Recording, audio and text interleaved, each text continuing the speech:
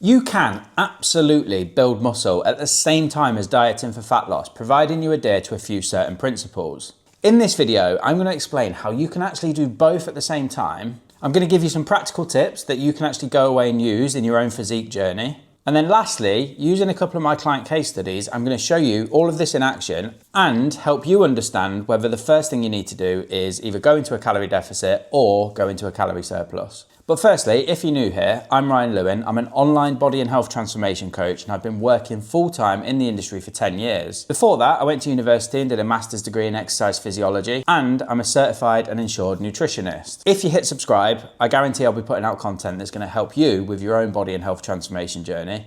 And it's all for free. So the first thing that we need to understand is what body fat actually is. So body fat is stored energy. It's stored calories. It's essentially your body's way of protecting you from the risks of going without food for a prolonged period of time.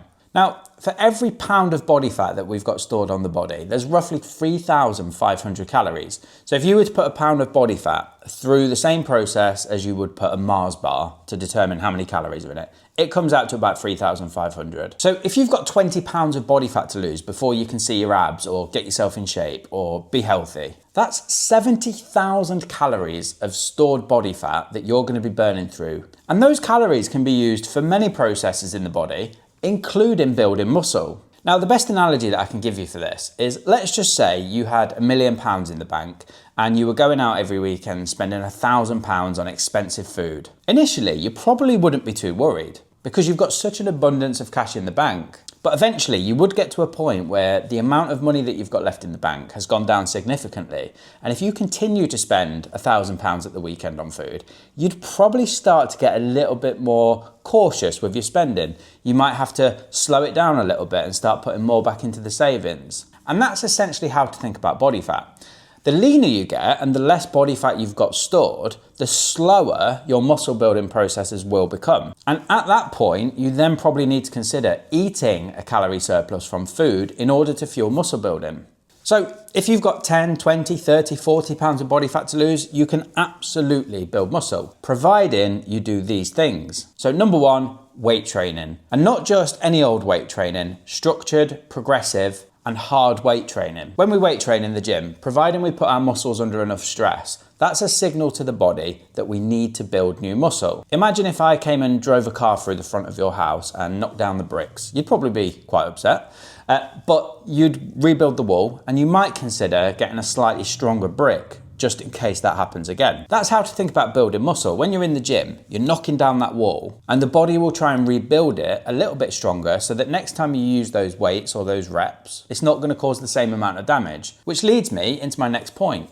Your training sessions need to be progressive. So you want to be writing down the exercises that you've done, the weights that you've used, the reps that you've done, and how many sets you've done. And gradually over time, you want to be making sure that you're doing more weights, more reps, and gradually increasing your training volume. But there's an important factor to consider with that. It's not just a case of gradually increasing your training volume, you also need to make sure that you're training hard enough. Because if you're training 10 reps away from your absolute limit, you're not going to be putting your muscles under enough stress. You're not going to be knocking that wall down. So you want to be training 1 or 2 reps close to your absolute limit on most sets. On machine-based exercises where you're locked in and quite safe and stable, just train yourself to failure, especially on the last set of each exercise. Getting your muscles to their absolute limit is going to put them under a lot of stress, which is going to signal to the body that more muscle needs to be built in order to make that muscle stronger and repair the damage that's been done. And that leads me to my next point. In order for the body to be able to do that, it needs protein available.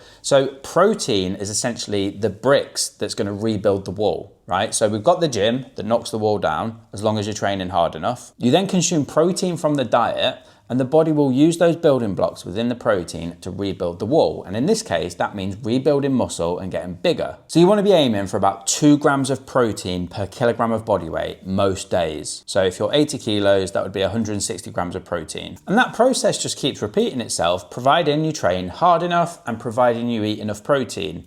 Now, one of the recommendations that I would make with your training program is don't change it up too often, because if you do, you're going to be constantly going through a little bit of a learning phase with the exercises that you're doing, the order at which you're doing the exercises, where everything is in the gym. You're better off using the same training plan for 12 to 20 weeks before changing it up and really rinsing it for as much as you can. Once you're confident and comfortable with the training plan that you're doing and the exercises that you've got and the techniques, you can then focus your effort on just pushing yourself harder and harder and getting stronger and stronger. In terms of some of the specifics of a training plan, you want to be aiming for ideally 3 to 4 sessions a week. I would say that's the sweet spot for most of the people I work with. Some people do train less, but that's the ideal if you want optimal results. 3 to 4 training sessions a week, and you would split your training sessions up across your body parts. So some of the most common splits that I use with clients is push, pull, legs, and then an upper body session or a target area session. So for women, it might be, glutes and triceps. For guys, it might be chest and back. But you want a nice equal split across the body with a slight bias towards areas that you would most like to develop. Let's just say you really want to focus on building your chest, shoulders, and back. What you could do is you could do push, pull, legs, and then your 4th session could be chest, shoulders, and back. And that means that your chest, shoulders, and back are going to get trained twice a week. That just ensures that these muscle building processes are stimulated for most of the week, because it peaks for around 72 hours and starts to drop off. So if you're training them twice a week, you're kind of always keeping them active and stimulated and growing and building throughout the whole week. Other things that you can do to make sure that you're building as much muscle as possible whilst dieting for fat loss is take some creatine. Creatine monohydrate is superb for building muscle because it's our most explosive energy source. So it essentially fuels hard training. And like I said, we need to be training hard. We need to be pushing ourselves. Creatine is going to facilitate us doing that. So you can get more reps at the same weight, which accumulates more volume and more intensity. So that's going to give you more stimulus in order to build muscle. Look after your sleep. Sleep is actually where the body builds muscle at its fastest pace. So if you can look after your sleep quality and you can get 7 to 9 hours of sleep, you'll find that you do build muscle a little bit quicker than if you don't.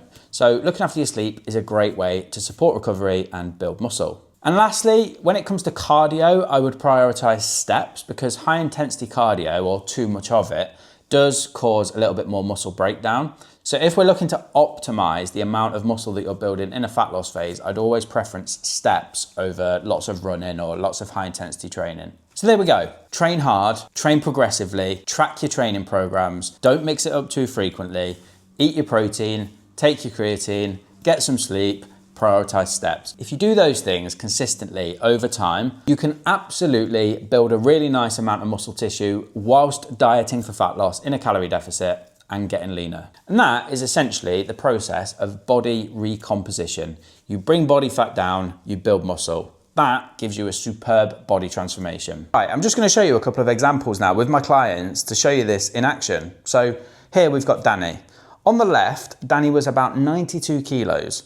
And the first phase of his coaching journey with me, we basically just went through a 7-month photo shoot prep where the majority of it was spent in a calorie deficit dieting for fat loss. He had the occasional break here and there where, he had a family holiday or Easter or whatever, but the majority of this was done using a calorie deficit. As we can see, he's got a nice amount of muscle. Like, he's definitely built a physique in that phase. If we look at his chest, if we look at his shoulders, if we look at his arms, you can see he's got muscle tissue there that wasn't there previously. Basically, everything that I've said in this video are the principles that we used to get him in this sort of shape without a calorie surplus. Now, he did go on to go into a muscle building phase and put his calories up after he did the first photo shoot. That initial transformation didn't require a calorie surplus. And then we've got Jono.